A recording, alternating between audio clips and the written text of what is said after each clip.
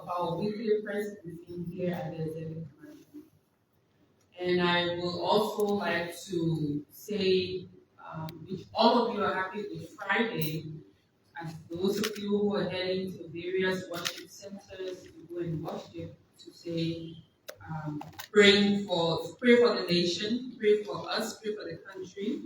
And those who have already done their prayers, like mine, want to say thank you for the prayers you offered for Liberia and our government and our president.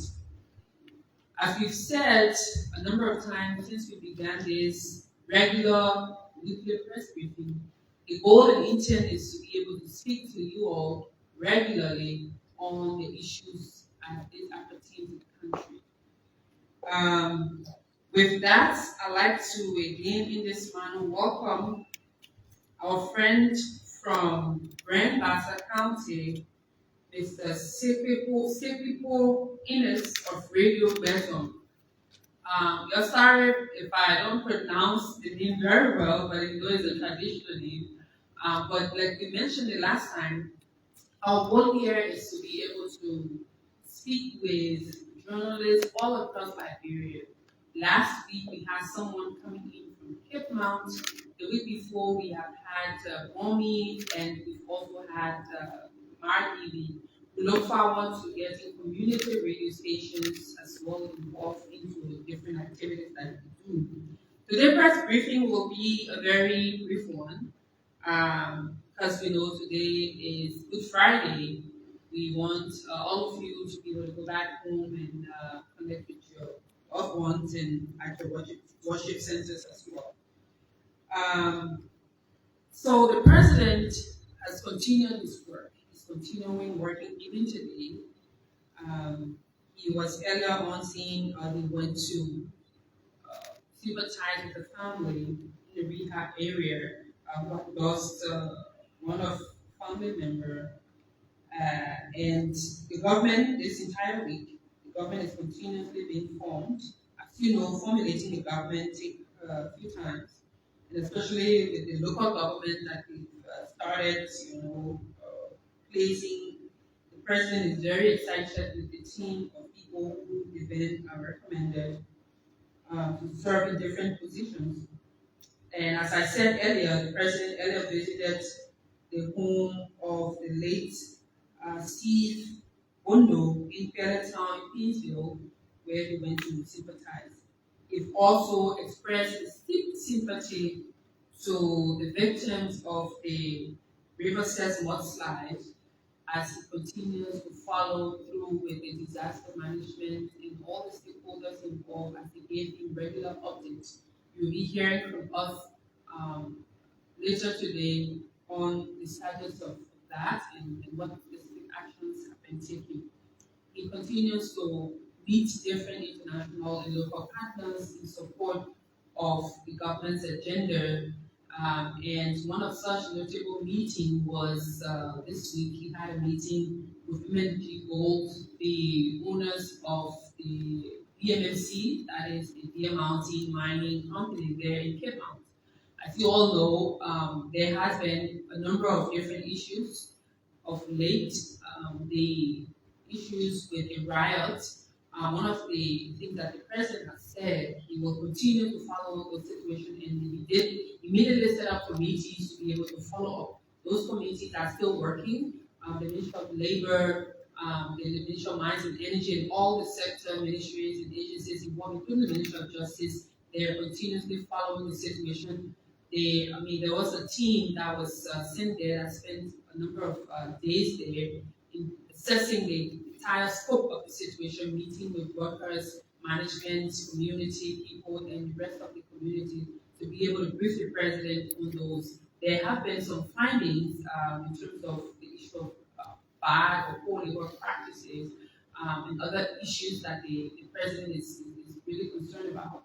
And specific actions will be taken, towards those as soon as the team fully reports the total finding of what they've find out in Kinjo. The president also has received the full report from the a special investigation team that was set up in relation to the situation that happened at the United Methodist University graduation ceremony on January 30th, 2024, when he had gone there to serve as the commencement speaker at the occasion. And at the end, prior to getting into the hall, there was at the time unidentified man who came and touched the president. Immediately, there was an investigative team set up. They've been investigating. Remember, I told you in one of our press briefings that sometimes security investigations do take some time. And those things are, and the team actually finally sending their final report. And the portion of the report that are declassified is what we will inform you. That is to say that the individual was identified as Mr. Sam D. Conway Jr., who went and breached security protocol.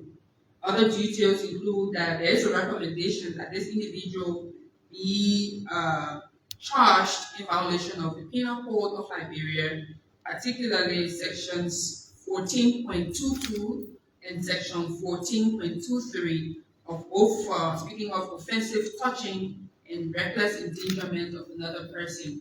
So that is one of the key recommendations as per the report. There's also a recommendation that the EPS undergo sustained internal training to ensure that they're well built to commensurate with the demands of the job. They also violated, especially it was a clear security breach, and there was a breach, and by that there's a recommendation that they some actions be taken against those people at the time who had signed with the president, His Excellency President Wakai, and that they should be going through some form of reparations or punishment as per the report from the joint team that spearheaded this investigation was the Liberian National Police, the Armed Forces of Liberia, and the Executive Protection Service. And the president has received this report. He thanked the committee or the team for the job done, and he is also looking to the recommendation for the committee. And on the other aspects of the updates that the president has received, he's had his team have given briefing on a number of different things that have happened across the country, all the different teams that he has set up, and what they working on to do to ensure that everything that they have talked about, it was important. But one of the key things that the president has insisted on is that the rule of law should be followed in all of the acts and dealings of government. Now, our president is someone who respects the law and encourages all of his team members to follow through with issues relating to law and order. We'll start here for now, and should you have questions, we'll encourage you to ask questions based on some of the things that we said here today, and I look forward to engaging with all of you. As we always do, you should be able to call your name, your institution that you represent, and your question. And please keep your question to the point and not lay a lengthy premise. Thank you. Thank you. My name is Oscar Padupansa, and I'm vice for reports with the online media network. Two questions. There was a protest here at the executive mansion today. I would like you to please speak to that. Thank you. The second one is We are here is at the the palace president on a aware regular or concerned press about the briefing with increase in the Presidential use of Press finance Secretary employment Kula projects, whilst and the Fofana, executive and and legislative she just briefed the press on increase in budget of the president's activities finance during the ministry, course of the whilst the week. executive mansion budget is And now she's taking 20% questions from Thank you. reporters. Keep still. Keep tuned. Thank you. Well, thank you so much. My name is Sim Ipo Ines of my radio person in Green Bassa County. First of all, I'd like to appreciate your effort, most especially it's our first time ever to be invited, most especially be part of my such weekly press briefing. Also encourage your office to make sure our counties can also form part of this. My attention has been drawn to the situation there in Greater Bassa County, most especially the recent appointments from or the nominations from the president office, looking at Riverside and other neighboring counties, not too far from Greater Bassa County. Local leadership were appointed, but the people of Bassa are still concerned why out of Greater Bassa County, they should superintend other local leaders of the county and from the end of the process.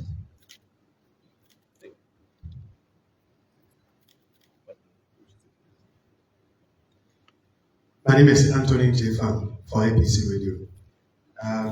Thank you for the update. But again, I'm concerned about before Mr. Rogers Duma was nominated as Deputy Minister for Administration and Administrative Health. And one Madam Mata Morris was sent as Assistant for Administration. A few days ago, a list was released, and Mata Morris is now Deputy for Administration without seeing Roger Bluman. What is happening? That's one. Another thing is there is information that the nomination of Mr. Councillor Bobby Livingstone as Deputy Minister for Press and Public Affairs and the Ministry of Information and Assistant Minister for Litigation at the Ministry of Justice, Lafayette, which was published earlier, has been withdrawn. Can you speak to that? Thank you. Okay, the president will address those questions. They will be able to answer. Okay. Thank you very much for those very beautiful questions. On the issue of the protests, as you mentioned here earlier on here at the executive mansion, what we can say to that, when we came here, there were a number of issues that we have highlighted to the public. And you all followed through when we had the tour of the executive mansion, and we've launched a number of different audits.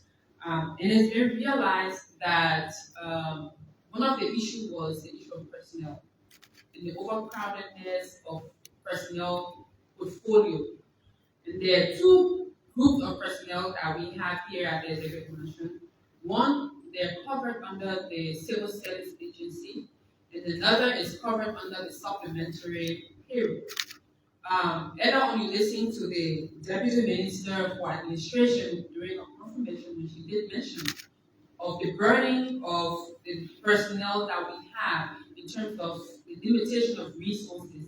So what happened earlier today was the information that the Ministry of State is unable to keep or to maintain all 700 persons on a supplementary period, that there is no resources or there are no resources or funds to be able to maintain 700 plus personnel. So there is currently a review going on, and earlier on you all listening, we did talk about that in one of our press briefings, that the General Auditing Commission was conducting an audit here to be able to see what the situation was. And what is going on now, the protest or the action or the form of this agreement that you saw earlier on, was the fact that the staff, there was a staff meeting held earlier, and information was put out by the team that we do not have resources to be able to pay everyone, particularly so when it comes to the supplementary payroll. Earlier on, there was something called supplementary payroll the previous government instituted that was controlled by somebody at the time here at the executive mansion and somebody at the Ministry of Finance, where people did not go through proper vetting system, people came and were added on the payroll, and that they have not even taken pay from the beginning of January. Since the government left, there was no allotment or allocation to be able to cover up for people who were on those payrolls. And because of that, currently there's no resources, as I said, to be able to pay for people on supplementary payroll. There's a process that's going to happen where it's going to take a full assessment to understand what's going to happen next. But the plan here is the work they've done over the past month that they have not gotten paid for example, January, February, and March. The plan is that they're going to be paid for the month they've worked for. And going forward, there will be an assessment to see whether or not we're able to foot, the bill, because it's almost annually it costs over $2 million to be able to maintain, that payroll system that is not in the proper channel of, getting employed, going through CSA, going through all the employment possibilities. So at conclusion of all of the audits that are happening for the forensic, the personnel, the financial, and all the different audits that the executive management is currently undergoing, there will be recommendation made, especially when it comes to personnel. And at that time, specific conversations will be had around that. But currently, the situation is that there's absolutely no resources after March to be able to keep over 700 persons on supplementary period. There's no provision for that. So because that information was out and the meeting was held to inform the team that have been working in that or people affected by that, that's how you saw their reaction. They say, oh, why, this, that. But the reality is there's no resources. And it will be a bad legal practice as a government to have people working and you can't pay them because you can't afford to pay them. Even the consideration for paying of those bad pay is some form of discussion that's still being had. So again, what you saw earlier was it came out of those disagreements. On the issue of the finance ministry budget and the rest of the other ministry budget, I didn't quite get your question really clearly. But I can say the issue of state budget, the budget is still being discussed at the legislature, and that the legislature is supposed to resume so that they're able to have a discussion around the budget, and hopefully we can have the budget passed so that the government can continue. On the issue of the nomination coming from BASA, so my brother, I'm from Cape Mount, and there have not been any nomination from Cape Mount. So the other counties, nomination takes time. And appointment also takes time. And with the local government, there are several considerations that happens. Different people want to ensure that there's representation that comes from everywhere. So, nomination will be made. Trust me, all the counties, this is by law, they're supposed to have leadership structure. Cape Mount has not been nominated.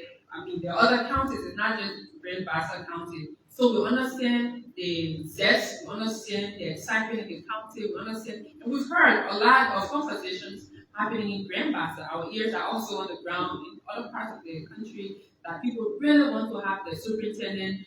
In fact, one thing I want to inform all of you now, because we're used to superintendents, development superintendents and whatnot, right? But the law, the 2018 Local Government Act, those positions, you will see the next batch of nomination, that will be coming out. You won't see development superintendent or assistant superintendent because that was in the previous law. But now it is the county financial officer, county development officer, they like as per the 2018 Local Government Act.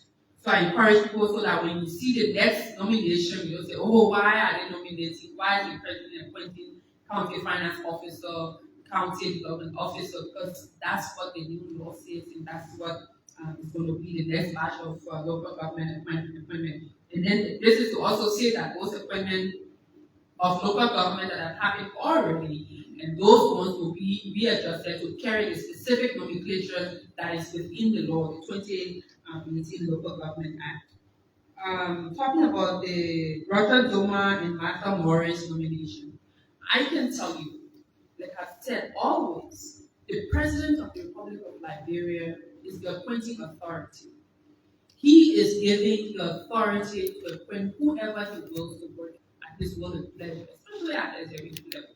So he can appoint John Brown today and decide that John Brown shouldn't be appointed, he will recall John Brown and appoint someone else. And if you see on the appointment or nomination press releases, you'll see, and I want all of you media personalities and media institutions to pay attention to a sentence. I would say these nominations, especially the current one, the current nominations supersede all previously done. So that should cover all withdrawal here and there and whatnot. So this is to say that the most recent appointment, if they appointed John Brown as, for example, a janitor, and tomorrow they appoint Peter Paul as a janitor, and that release will say the most recent appointment supersede the previous one.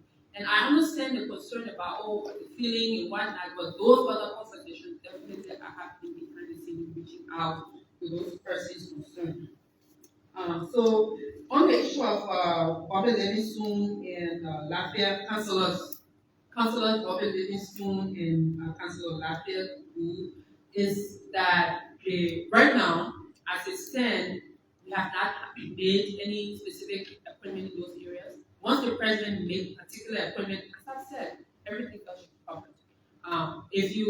If there's any official conversation to say the president has officially withdrawn, you will see a press statement from my end.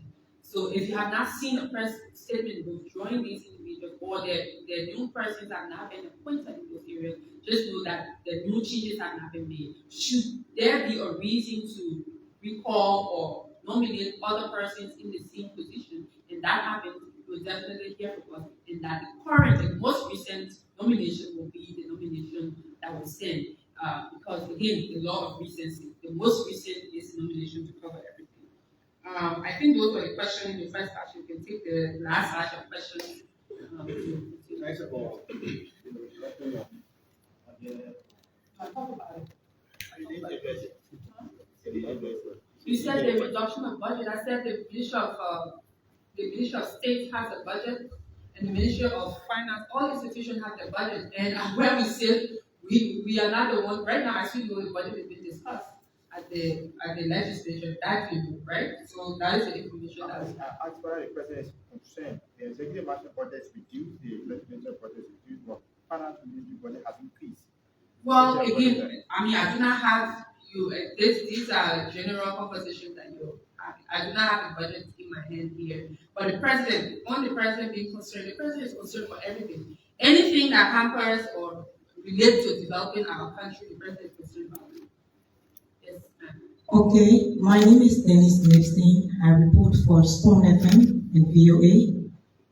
Earlier on, you spoke about the nominations, but there are speculations that those nominations are perhaps recalled because those officials are seen as quote-unquote seditions for which the president has withdrawn the nomination. And also, they said that the president or the committee in charge is not doing due diligence in terms of investigating those who have been nominated before, those who have been nominated, investigating them before the nomination. And also, just on today, the fleet of vehicle that is belonging to the former chief of protocol of the executive marshal, we got the news that those vehicles were at GSA, and now today they were released. Is there any information on that as the office of the president?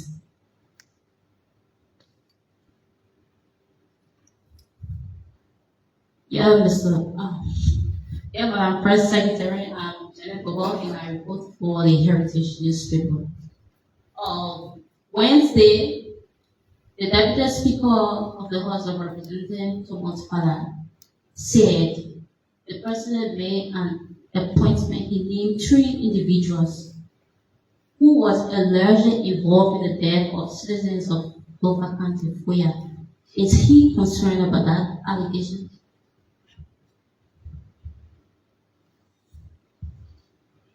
Thank you so much, Madam Press Secretary. My name is Moses Akolo, and I report for the University of Liberia Radio.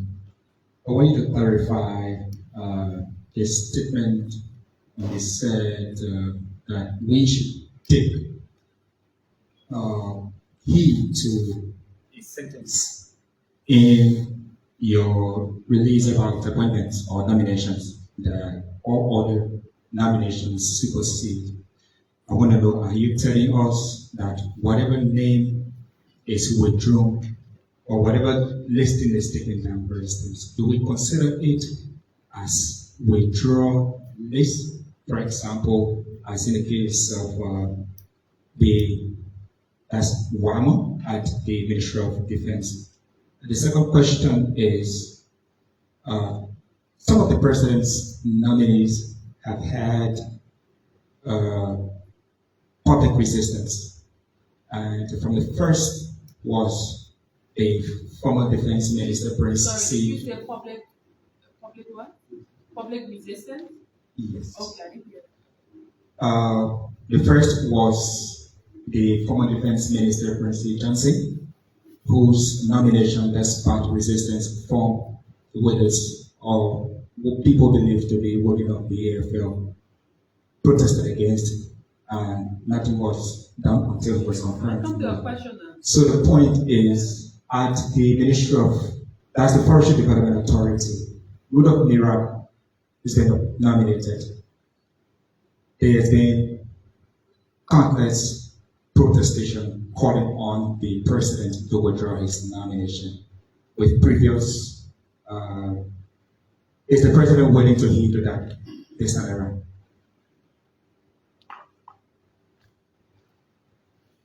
Thank you. My name is Joseph Darius, and I report for OKFM. Thank you, Madam Secretary. You made mention of the Local Government Act of 2018, which you quoted as saying there won't be assistant superintendents, but rather will be financial officers and so forth. The person has already made appointments like Benji. He has nominated assistant superintendents. Will those nominations be recalled because they violate the 2018 Land Rights Act, because he's appointing assistant superintendents and the law says there shouldn't be Land Right Act? Local Government Act. The Local Government Act I'm talking about. So will the president recall those nominations? And there have been discussion around the budget of the Ministry of State, where specifically there is no money towards maintenance of vehicles. How will that be done?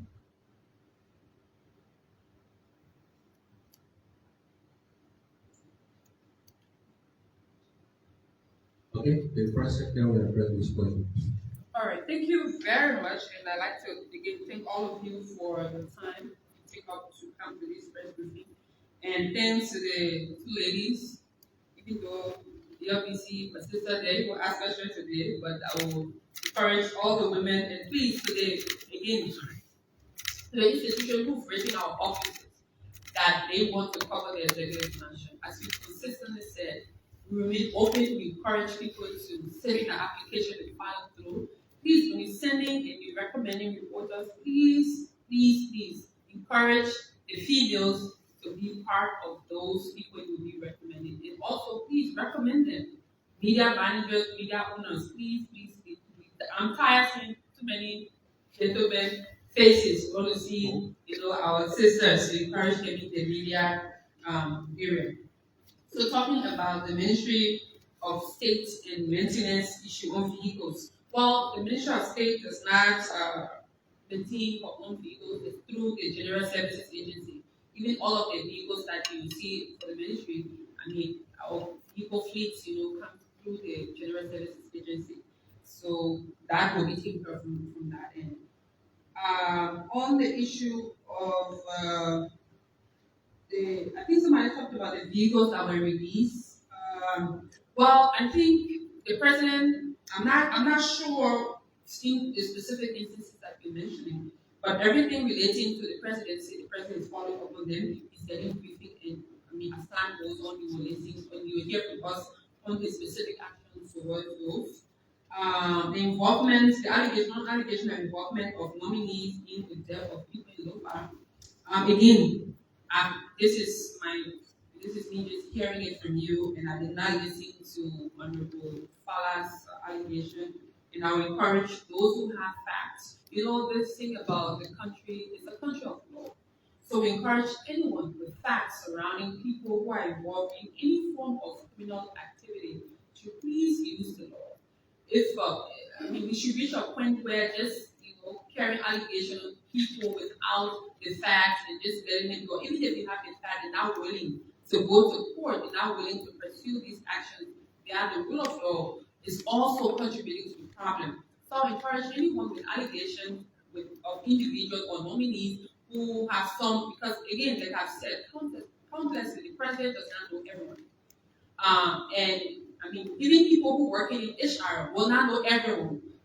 One person will not know the background and everything of 2,000, 3,000 persons. So if you have information on someone who has been nominated for something and you have not gone to court with the information, you've not filed a complaint, through our justice system, then you are also contributing to the problem. So again, I can say much to the allegation or whatnot, but I encourage anyone who have some or these kinds of allegations to kindly forward it to the proper authorities. On the issue of the public resistance, well, again, this is the same thing. I mean, the president has appointed Mr. Rudolph Nira as the head of FDA, and he's been working with his team there. And I mean, the president have not been informed. And then this other thing about not everybody will love everybody, right?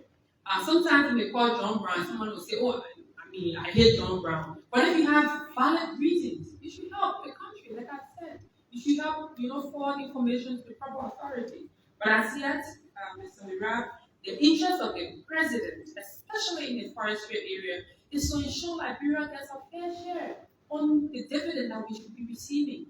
And the plans for the forestry sector, how we can help to support the system and that jobs can be created for Liberians and people who are contributing to the sector can get the fair share of their support. And his vision for the forestry sector is something that the team there are working towards. On the issue of recalling of the nomination, of course, again, like I've said countlessly, the president is a leader who respects the law. Whatever the law says, he goes by that. I think I've covered everything so far. Talking about the protest, we talked about that. Involvement, public resistance, brain cheated. Somebody talked about brain cheated. Yeah. My question was, President Waka has already made appointment. Oh yes. So again, those ones. So the position is actually not the Land Right Act. It's the 2018 Local Government Act. So when you see, because I remember when the president did the appointment of the assistant minister at the Ministry of Foreign Affairs, assistant minister / special assistant, everybody was, oh, why is the president appointing special assistant? Because the reason why we're saying this is that we don't want a situation where when the president makes an appointment about finance officer in the county, is the president supposed to appoint finance officer? But according to the act now, is that what you used to call the assistant superintendent for fiscal affairs is now the finance officer, county finance officer, assistant superintendent for development is that a nomenclature change? Is now the it's now the development officer, county development officer. Likewise, going down those chains. But there are some things that have not changed. The commissioners have not changed. There are some things that still remain as they are, as they were in the previous law. So now this is just a matter of nomenclature change. And as we go along with those individuals we communicated to, in fact, the legislature have already been communicated to all those changes. So again, thank you all so much for always coming to these press briefings, and I look forward to our continuous engagement. I look forward to regularly updating you on on the workings of His Excellency President Joseph Yuma Boakai and to let you know what we're doing here at the Executive Mansion. We look forward to your assistance, and our doors are always open. Let's work for the development of Black people. Thank you, and have a very pleasant Good Friday. Bye. And that was the voice of Presidential Press Secretary Kula Ian Fofana, just concluding a regular press briefing with Executive Mansion reporters right here in the palace of the Executive Mansion. She touched on a wide range of issues as it relates to President Bakai's activities, and it was rewarding. Well, on that note, we've come to the end of this press briefing, and we encourage you to join us next week for another edition of our weekly press briefing. On behalf of the team, my name is Alice Toba. Thanks for watching. One hanky on this.